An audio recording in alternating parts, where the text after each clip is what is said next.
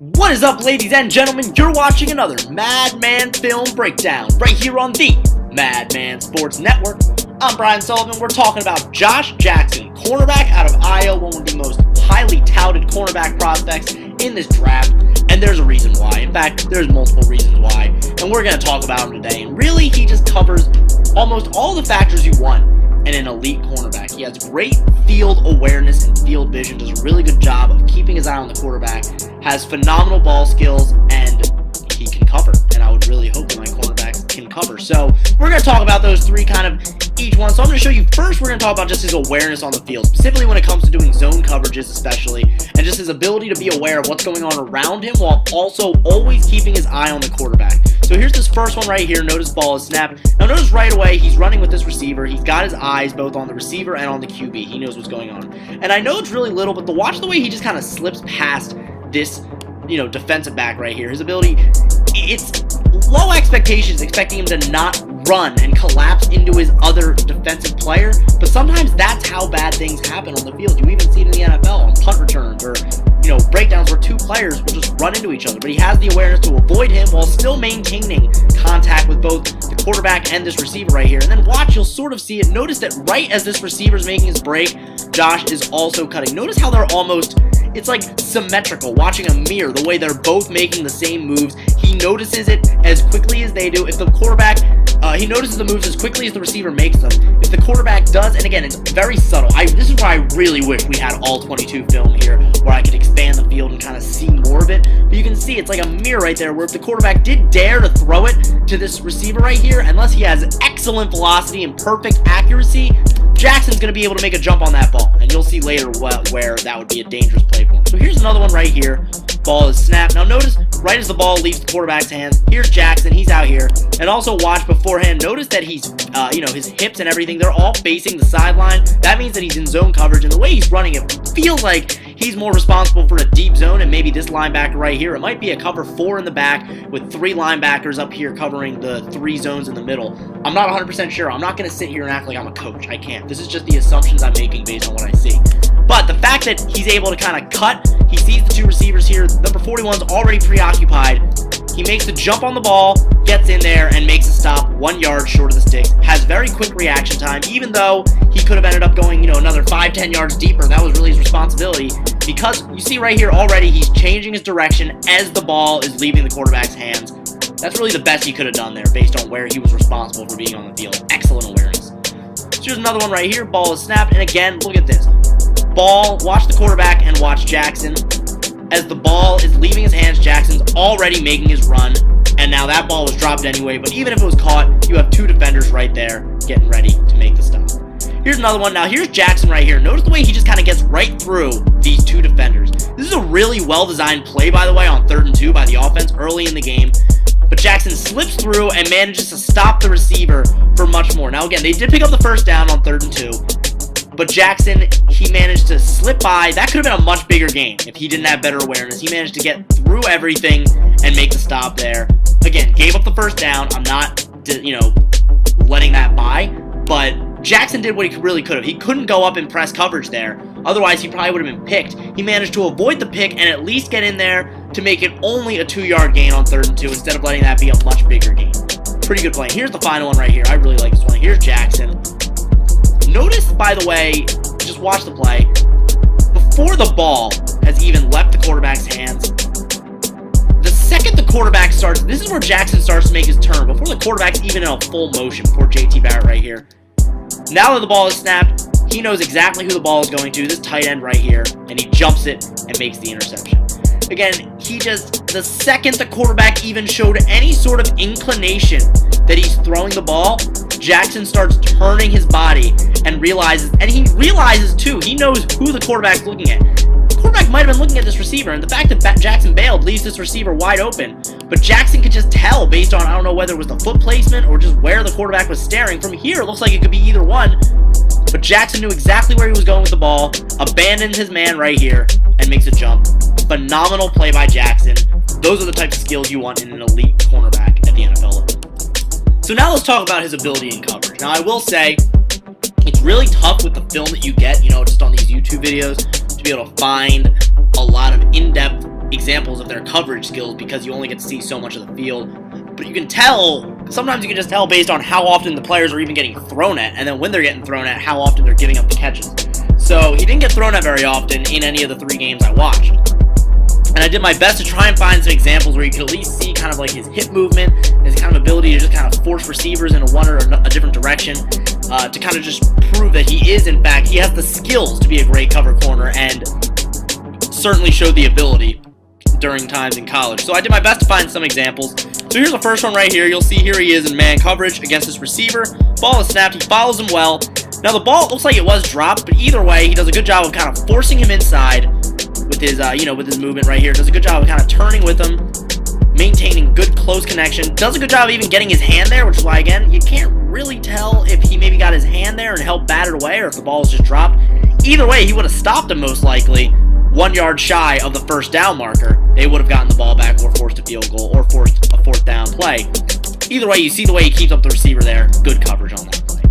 Now here's one that's a little interesting. It ends up being a run play, but I just want you to kind of pay attention. Notice here, he actually does get kind of burned. He bites the wrong way, but notice his quick turnaround. The way he just turns his body so quickly and gets right back in stride with the receiver again. Now the receiver suddenly has the inside, but he sees these defenders here, so even if the receiver wants to cut deep, Jackson at least has a chance. And also by now, Barkley has the ball, but his ability to at least recover, I really like that. So even when he does get burned occasionally, like right there, instead of stumbling, instead of letting the receiver get by him, he's already turned around and ready to kind of get back to being stride for stride with the receiver. And he is very fast, very quick, so he's able to recover quickly if he does happen to get burned. Now here's another one here. It's really tough to tell, especially you see press coverage up there. At first I was thinking about calling it that. Ignore that. You'll see him right up there, though. I'm going to try and show you up in the top left right there. I'm going to get rid of this now. You'll see him running with this receiver. Notice, so right now he's kind of stride for stride. Notice already how he's kind of forcing the receiver to the outside as he sees the quarterback rolling. He kind of reduces the receiver's route tree by only allowing him to kind of run out on the outside, forcing him out there. So if he wants to cut inside, Jackson will have better leverage. And then when the ball is thrown again, notice here, Jackson's still stuck on him like glue there. So again, you don't get to see the whole play. I really wish I did. Kind of get an idea of what the receiver actually did on the play. But what I do see is Jackson doing a good job of forcing him outside, knowing, kind of just forcing him there with his just ability, his quickness, his getting in the way, and again, being so physical with him right there at the end of the play. Now, that ended up being a touchdown, but it wasn't Jackson's ball. So here's another one. You'll notice him right there. Again, it's kind of tough to tell. You don't get really that much. But notice right here he is kind of covering this receiver. There's Jackson. There's the receiver on what looks like he's just going to run a simple slant. And now notice right here as the ball was thrown, Jackson's already ready to jump the route. Now the ball is not thrown to his receiver. It's thrown to somebody else. But what I really just noticed there is how it goes. He goes from being behind to when the ball is thrown, he's ahead. If the quarterback dared throw it to this receiver, Jackson would have jumped that route and had an easy interception there. Ball ends up getting picked off, or not picked off, just dropped. Good coverage by number 27 as well. But that was really what I noticed. Now again, it was tough. It was just tough to find the examples, but it's pretty easy to tell how good he is in coverage based on how very little he's even thrown it.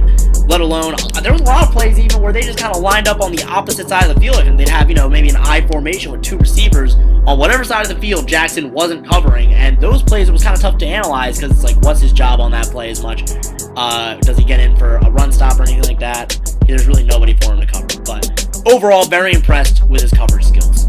But what impressed me more than anything with Josh Jackson are just his ball skills. His ability, if you do choose to throw the ball to him, is just explosiveness, his ability to track it, knowing where to be, and knowing exactly when and how much of his, hands he can use, what he can get away with, because you're going to get physical, obviously, and his ability to not interfere with the receivers, but still just use just enough of a subtle amount of hand or forearm or whatever it may be to legally break up passes, not draw any flags. In the 3 games I watched, all the film, I didn't see him draw a single pass interference penalty, and these were against good teams, again, Ohio State, Penn State, and Michigan State. NFL talent all around the field for those teams, so these aren't scrubs I'm watching him play against. So here's the first one right here. Notice just this nice jam right here that he has. He's within 5 yards of the line of scrimmage, So he's able to jam still right at the 5 yard. He keeps him within the 5 yards. And when the ball is thrown, he's able to just kind of jump in and break that pass up. That's just good situational awareness, understanding how physical he can be. If it was a few yards further back, that's probably interference. But because he's so close, because it's within 5 yards of the line of scrimmage, he's able to be scrappy, be physical, and break that pass up easily. So here's another one right here. Notice already, by the way, I kind of just skipped to where I wanted you to be able to see it from this angle. Notice he doesn't use his hands. He's not shoving. He's not pushing. But he does just kind of put his forearm up just to create a little bit of leverage for himself, drive the receiver a little bit further away from the ball, gets his hand up, and just taps the ball in order to turn it away and makes it tougher for the receiver to catch the ball. They could maybe call pass interference on this play, but most likely it will not. It's really just two defensive back and a wide receiver being physical. He does a really good job, and then notice at the end, that's when he extends his hand and pushes him away when it's legal after the ball. He doesn't do it beforehand. He times it perfectly. He just gets his forearm up there, doesn't push him, doesn't drive him, just kind of puts his forearm up just to create that leverage and break up the pass. Very impressive stuff right there. So here's another one right here. Again, notice right here, look how close he is to the wide receiver already. You could easily see him coming in, a second or a half second too early, decking the receiver and drawing a flag. Instead, he patiently waits till right when the receiver gets the ball in his hands and then just bats it out. Perfectly times his bat, gets nothing but ball, breaks that up. Now, a really good NFL receiver, are they probably going to make that catch? Yeah, I mean, that's just going to happen. And that's why it's the NFL. But it still doesn't take away the fact that's a really nice play right there, where again, he has the patience going so fast to slow himself down, wait till the perfect time, right when the receiver gets his hands on the ball, to bat it down and break up that pass on 3rd and 8 right here. So now here's another one. This isn't one necessarily where he has great ball skills and breaks it up. This is more about his recovery and his speed, and why even when he does occasionally get burned, he at least is able to reduce the gain. So notice here, he's already sagged off. This receiver has him beat. McSorley's going to get him. He's wide open. But watch here. Right here, this receiver, he could break up to the outside, gain a lot of yardage, maybe another 10, 15, 20 yards. Jackson manages to catch up, wrap him up, and bring him down. A very nice tackle for Jackson. We'll talk more about the physical element of his game a little later, but this play in particular, very nice. The way he's able to track him down, get good leverage, and at least take what could have been a really big gain, what could have been, taking him up to, another 10, 15 yards. He could have gotten way by him. He recovers quickly and reduces the gain a little bit and makes a nice tackle. Now this one, there's not really much to say about it, honestly. Just watch. Like, what do you say about that? That's just a phenomenal play. He times it perfectly. He jumps, he extends, and makes a receiver-like catch. There's not much analysis that needs to go into that one. I just wanted to show you it because it was freaking awesome. What a catch by Josh Jackson there. He's so athletic, has such long arms, and has really good hands, and is able to make catches like that. Doesn't make catches like that on a regular basis, but does make some pretty nice receiver-esque catches. Now here's the last one again. Ball is snapped. Ball is thrown. Jackson's behind. He manages to jump up ahead, gets his hand in there perfectly. And again, notice the way he kind of has his other hand, and it's a little blurry, so you can't really tell. Just kind of around the receiver's hip. But he did a good job of jumping at a perfect time, not really extending that hand until the ball touched the receiver's hands, gets up in there and breaks it up. He really does a good job of knowing where exactly to slap the ball. Notice with a few of those, it's like he gets his hand in the perfectly right place, doesn't slap their shoulders, doesn't slap their face and misses it. He gets his hand right up in there and knocks the ball out. If you don't have great hands and don't secure that pass right away, Josh Jackson's going to break it up and make life miserable for you. So as you can tell, I'm a huge fan of Josh Jackson's game. But there is one thing separating him from being a surefire top 10, top 15 pick for me. We're already, again, you know it by now, I say it in almost every video, I'm a build your football team from the inside out kind of guy. So for me to take a cornerback in the top 5, you have to be perfect. And here's why Josh Jackson isn't perfect. He really lacks a physicality, a physical essence to his game. Now, side note, let me preface this by saying I'm an unathletic dweeb, so don't get me wrong. I'm not going to sit here and tell somebody who's been working hard their whole life that they're soft or anything like that. But comparatively, on the NFL field, there are plays you see here that will show, he'll prove to be a liability on certain plays if he's the one that has to make a stop on a guy like Leonard Fournette or Zeke Elliott in the open field. And even you could see some really physical receivers, guys like, well, not anymore, but like Dez Bryant was in their prime. Physical receivers like Julio Jones as well will be able to take advantage of him because he kind of tends to lack a physical element to his game. So, and it's also just kind of the way he's built. He's built a little wiry, a little more lanky, has those long arms again. So here's a few examples right here that I'll show you. Here's one. Notice he's getting blocked right here by this, wide receiver. He sees the quarterback running, Trace McSorley, who's a good athlete, but not a phenomenal one by any means.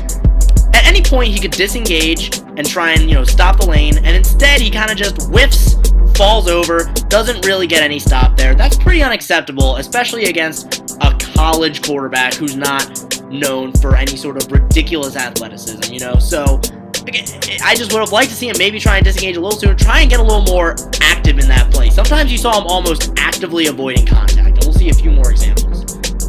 So here's another one right here. Ball's going to be passed. Receiver. Now notice, good awareness by Jackson. He's already pursuing the ball, but watch what happens when the ball is caught. He kind of just runs right by him. Receiver just kind of gives him a little light push, and the receiver manages to maintain his balance and gain only a few extra yards because his, teammates came in to help. But what is that? Come on, hit him, tackle him, wrap him up, stop him.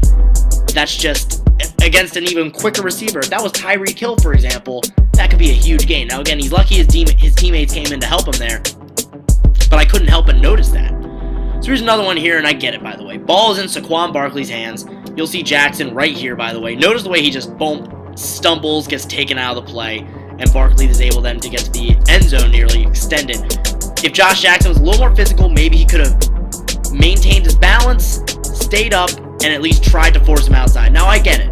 No cornerback, you'll see 19 here whip on him too. No cornerback wants to tackle a 220-pound Mack truck running with the football. But that's the NFL. Now, I'm not saying, by the way, that this doesn't mean Josh Jackson won't be successful. There are plenty of great cornerbacks. Deion Sanders, the greatest cornerback of all time in many people's opinions,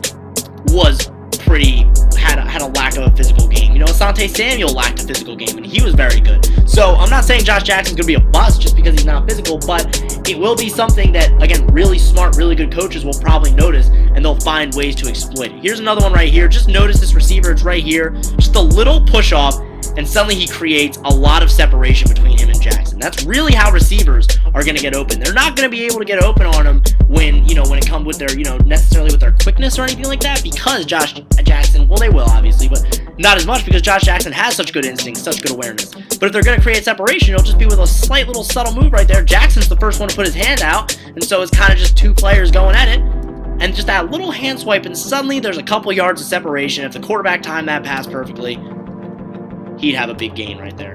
And now here's the last one again. Similar play, similar situation. Ohio State again, just one touchdown fewer. Ball is passed. This receiver, notice, he's already stumbling, and yet somehow when Jackson comes in, he misses him completely, and he ends up on the ground as well. That's probably the easiest target right there you'll ever have. I get it, maybe he wants to avoid the penalty. That's why I'm going to give him a little bit of the benefit of the doubt on this one. But just, what is it? I understand he stopped him, but what is that? I would have loved to see him get in there, maybe try and force a fumble, maybe really, this receiver is still stumbling. Hit him in the shoulder, enforce your will. You're a football player. Come on, be a football player. So, maybe he'll bulk up a little bit, but I don't know if that would affect his game. More likely than not, though, he's gonna be the player. Although he's gonna have a lot of picks, he's gonna have really good coverage skills. He might be that player that you see Leonard Fournette truck over next season in a great big highlight play. So thank you so much for watching. Really appreciate it. Make sure you follow us on Twitter at @TheMadmanSports. Follow me at BSUL21 and hit that big red subscribe button.